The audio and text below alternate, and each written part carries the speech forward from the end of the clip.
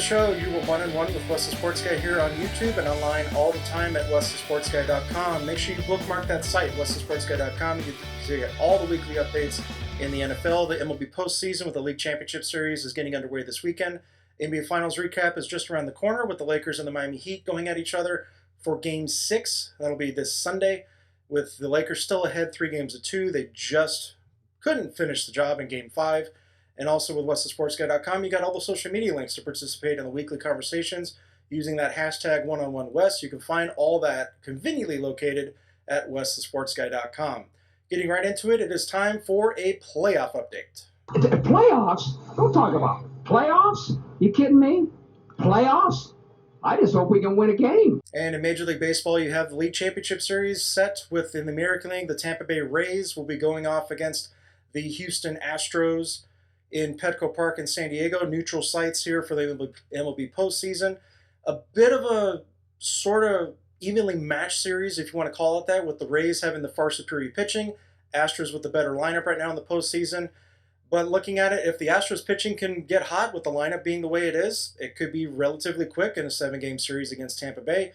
But then the same could be said for Tampa Bay. If their lineup gets hot with the far superior pitching that they have at their disposal, it could be a relatively short series as well. But I expect a pretty even matchup and a long series at that between these two clubs. In the National League, the LA Dodgers and the Atlanta Braves going at it in their series after sweeping their division rivals in the division series. In the 7-game set, it is pretty evenly matched where the Braves have a little slight edge with the pitching, the way they've been playing this entire postseason. The lineup has been just as good. The Dodgers lineup has been even better with some of their pitchers actually far exceeding expectations. Bullpen's a little bit suspect a little bit at the end with Kenley Jansen now having his struggles once again for the Dodgers, but it should be a good series. It should be evenly matched. I expect both to be pretty long in the tooth and nail of things, 5, 6, 7 games at least. I don't expect any sweeps whatsoever. But if you want to get those previews of the League Championship Series, make sure you bookmark westhesportsguy.com. Tune in for that to see who my prediction will be for the World Series now that the Yankees have been ousted. I still have one team participating.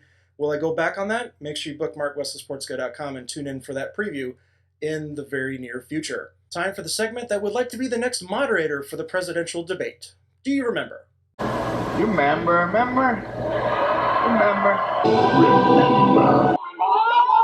Do you remember Bill O'Brien's tenure as head coach of the Houston Texans? Well, just to give you a quick refresher, last playoffs against the Kansas City Chiefs, the Houston Texans had a 24-0 lead against them and then went on to be outscored 51-7. The proof is right there for you. 51-7, ended up losing that game 51-31.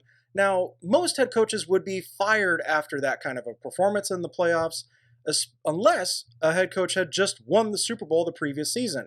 Even if that was the case, you'd be hard-pressed to still keep that head coach in his position going into the next season, let alone being the general manager. He then went on to trade one of the best wide receivers in the NFL in DeAndre Hopkins for almost next to nothing. And, well, here's a little bit of what I think that phone call went. This is Bill, the head coach and, also the GM of the Houston Texans. Hey, it's Cliff Kingsbury from Arizona. Oh, hey Cliff with a K, who everyone thinks has a more dynamic offensive mind than mine. Right. Anyway, I wanted to see if you would be interested in trading DeAndre Hopkins. Well, it's going to be a steep price. I mean, he is one of the best receivers in the league. What's your offer?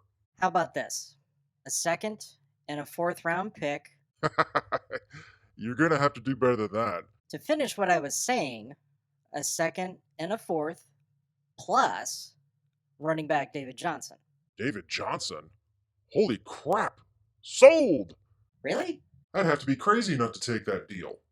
And just to show you my appreciation, Cliff with a K, I'll send you a 4th-round pick as well.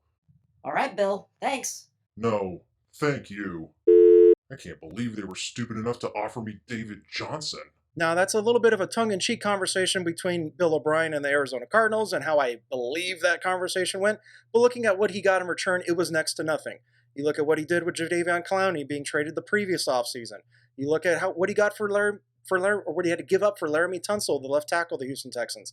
It's just trade after trade, move after move, signing after signing. It didn't work. The GM, Bill O'Brien, probably resulted in the head coach being let go. But in the whole grand scheme of things, his entire tenure as the head coach, it's been a disaster for the Houston Texans. Yes, there's been some success.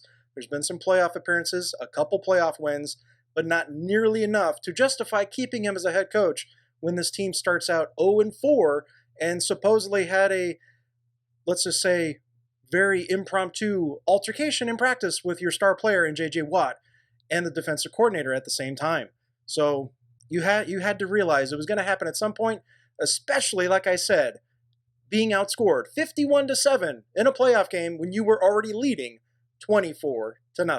Time for my feel-good story of the week, and it comes from Bishop Phelps and Hannah Hill.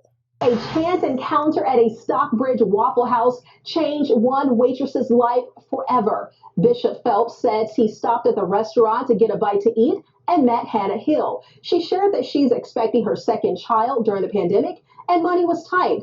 Well, Bishop Phelps gave her all the money in his wallet, but there was a special connection that left him wanting to do more. So he rallied the community and raised $12,000. The name of her son that she's carrying is Samuel. Well, we lost our son, Samuel, 7 years ago in Atlanta. And it's coming up on that anniversary where we lost our son. And my wife and I were talking. I was like, listen, I want to raise $1,000 to give to Hannah so she can buy whatever she needs for the baby. This is like the highlight of my year for sure. I'm not stressed anymore. It's a big weight off my shoulders, and I just know I'm gonna be okay. How awesome. New Faith Christian Church is also offering Hannah free childcare for a full year. Simply put, all I can say to that is there are no coincidences, and I salute both Bishop Phelps and Hannah Hill for that great story. And again, I can't stress it enough. There are definitely no coincidences in life. Thank you for tuning in. Make sure you subscribe and hit that bell below to get notified when new videos are posted here on this channel. Bookmark westthesportsguy.com. Use that hashtag #OneOnOneWest to participate in weekly conversations. And I will see you next time.